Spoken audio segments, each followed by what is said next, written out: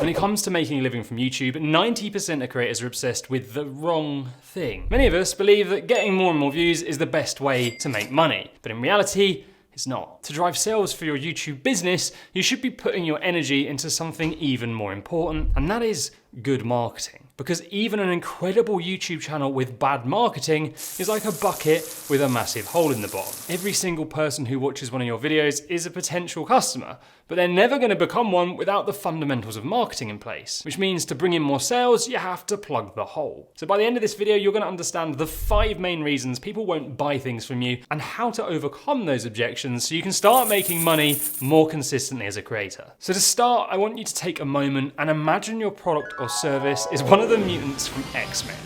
Sorry, what? In X-Men, people don't like the mutants because they never take the time to understand them or know why they should even like them. It's basically a massive PR problem. And sadly, until you give your audience a reason to think otherwise, your product will always be viewed like one of the mutants. A beast. At best, people won't know or care about it, and at worst, they might be annoyed at you for trying to shill something they actively don't want. And that's why it's so important to make sure that your emails and your Salesforce marketing overcome people's objections. And you're not going to believe this, but those 5 objections are conveniently summarized in this acronym, MUTANT.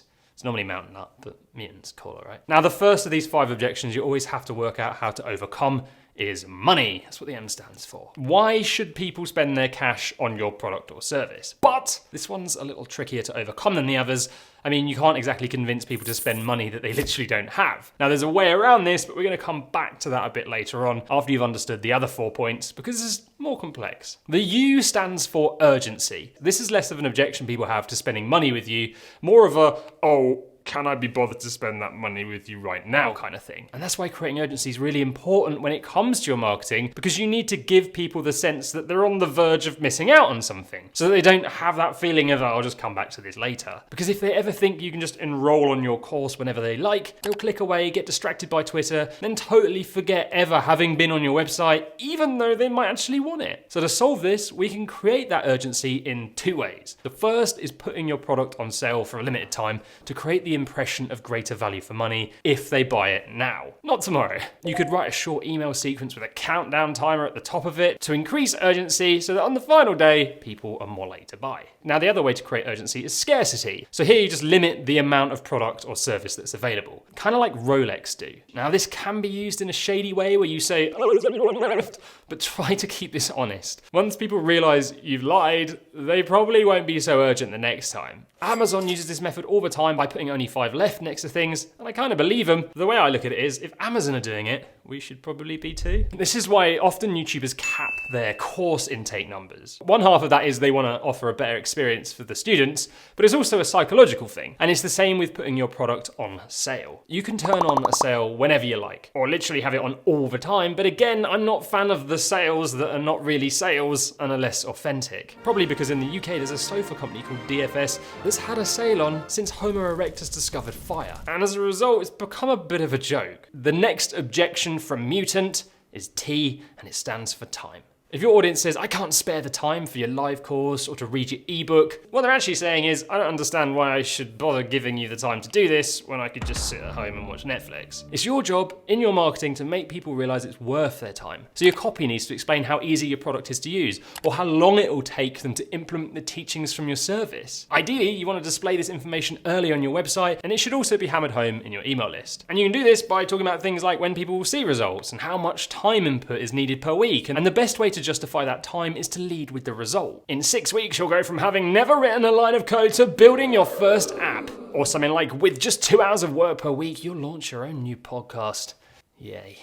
You'll also want to deploy the most powerful weapon in your marketing arsenal, the testimonial. Get quotes from your previous customers that allude to the amount of time required, but also why it's worth spending that time. Something like, despite working 40 hours a week, the course schedule was flexible, and I've already built my second app. Binder, it's a dating app for Don't know what, I couldn't think of anything.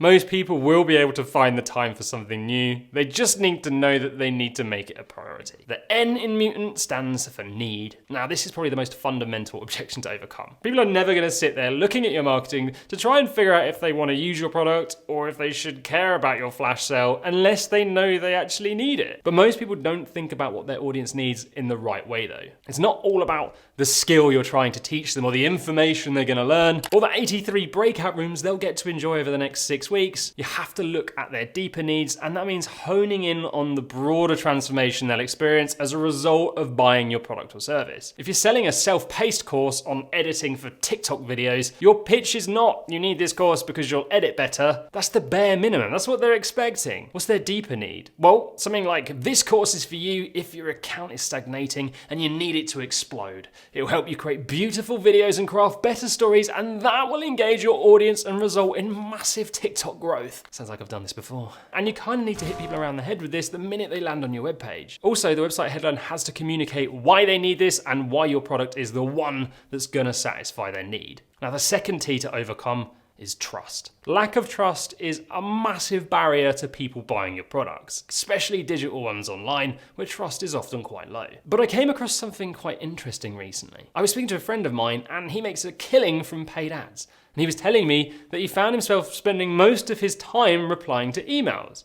And I found out the reason was actually quite simple. These paid ads were the first time a lot of his clients had met him. And while they were getting clicks and people were landing on his website, most of them had a load of questions before they were willing to part with their cash because they just didn't have that trust there yet. And it made getting conversions and his life harder. And that's why I believe it's better to build up that trust organically. Now, most of you will be doing this with your YouTube channel, making long, educational and useful videos. But what if your potential customer finds your service through Google or Twitter or somewhere else? You still need to convince anyone you're trustworthy in a few seconds. And the best way to do that is to show evidence of what your product has done for other people. You can do this with graphs, showing their progress since they started one-to-one coaching with you, or go in hard on the testimonials again.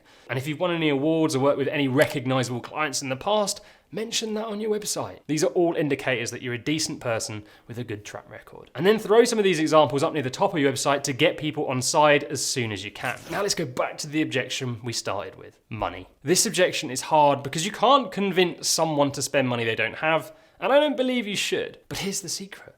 You're not actually trying to. In fact, I think you want your prices to be deliberately unaffordable. Now, I know that sounds kind of self-defeating and mean, but there is actually a really good reason for it. So the problem with setting your prices too low is that you could get people buying your products who just aren't ready to use them. For example, pricing a LUT pack at $3 literally means anyone who's ever heard of a camera could buy it. But then you're gonna end up with a bunch of people who know zero about photography or color grading or photo editing, and they'll get a useless result with it because even though LUTs are simple, you can't put them on an image. If the basics of the image aren't there, it's still not gonna look any good. So therefore, pricing it at $50 might mean only people who are serious about photography will buy it. And that means they'll get more value from it too, because they'll understand how to get the most out of it. But also, they're way less likely to write you tons of confusing emails and take up a bunch of your time with technical requests. So your price should be used to pre-qualify your customers and scare off the wrong people. And for those of you who worry that you price things too high, let me tell you this. No matter what price you put, even if it's $1,